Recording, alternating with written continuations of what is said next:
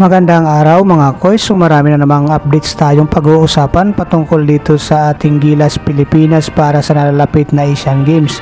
Una na rito mga koys, itong si Mikey Williams ay kasama sa wishlist ni Coach Timko na mapasama sa Final 12. At pag-usapan din natin mga koys ang mga posibleng matatanggal para sa Asian Games dito sa unang naipasa na final lineup ng Gilas Pilipinas ng POC dyan sa committee sa China para sa Asian Games. Pero kung bago ka pa lang dito sa aking munting YouTube mga koys at nagustuhan mo naman itong aking video, baka pwede makahingi ng likes and subscribe.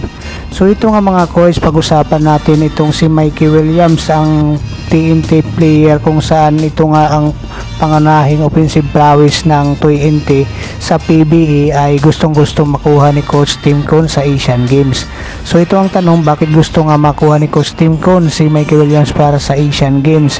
So alam na natin ito mga koys kung ano ang kayang ibigay ni Mikey Williams, lalong-lalo na sa opensiba at sa kadepensa. Kaya dito mga koys ay interesado itong si Coach Timko na makuha ang serbisyo nitong si Mikey Williams para sa nalalapit na Asian Games kung saan mag-uumpisa na nga ito ngayong September 23. So ayon nga sa balita ng Tiebreaker Times na ang paniniwala ni Coach Timko ay itong si Mikey Williams nga mga koys ay malaking impact para sa pambansang koponan sa Asian Games. So ang source natin dito ay galing sa Tiebreaker Times mga koys.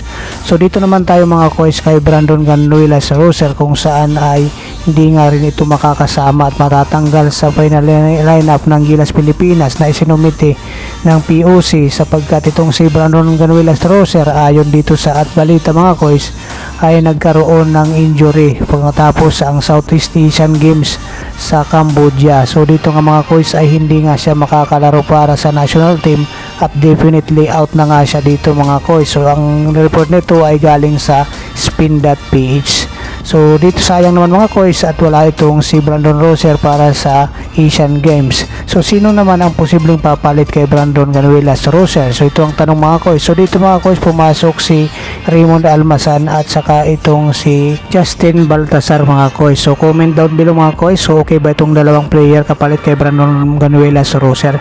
So punta naman tayo dito mga koys sa pangatlong balita natin na itong si Jimmy Malonzo nga ay hindi nga makakasama para sa Gilas Pilipinas dahil sa nagkaroon ito mga koys ng injury sa laban ng Gilas Pilipinas kontra South Sudan sa classification phase ng FIBA World Cup. So sayang din mga koys at hindi rin makakasama dito si Jimmy Malonzo. So sino naman ang posibleng pumalit para kay Jimmy Malonzo? So dito papasok si Marcio Lasater mga koys sapagkat si Marcio Lasater ay simsi player nga mga koys at veterano na ito sa Gilas Pilipinas. So maliit na lang ang magiging adjustment dito kasama si Coach Timko. So isa pang napupusuhan kapalit dito mga koys ay si Calvin Abueva, itong kanyang pagiging hustle at athletic. So dito mga koys comment down below kung po pwede itong dalawa makapalit kay Brandon Ganuelas Roser. So dito na tayo mga koys sa pangatlong balita natin na si Kiefer Ravena ay out dito sa Final 12 ng Gilas Pilipinas sapagkat siya ay nasa Japan B-League na. So ngayon sino ang papalit kay Kiefer Ravena sa Gilas Pilipinas? Unang choice dito mga koys nga itong si Mikey Williams ng Talk and Text at pangalawa dito ay si Terence Romeo sapagkat siya ay SMC player nga mga koys at maging itong si Chris Ross ay kinokonsidera din mga koys at saka si Paul Lee na papalit dito kay Kiefer Ravena. Pero ito ang unang choice nga mga koys ni Coach Timko na itong si Mikey Williams ay kanyang nakasama sa Final 12 lineup sa kanyang wishlist para sa Asian Games. So dito mga koys ay malaki ang paniniwala ni Coach Timko na itutulong ni Mikey Williams para sa Gilas Pilipinas. So narito naman mga koys ang show-in na sa Gilas Pilipinas para sa Asian Games lineup. So nangunguna nga dito mga koys ang Barangay Ginebra resident import na si Justin Brownlee bilang naturalized player.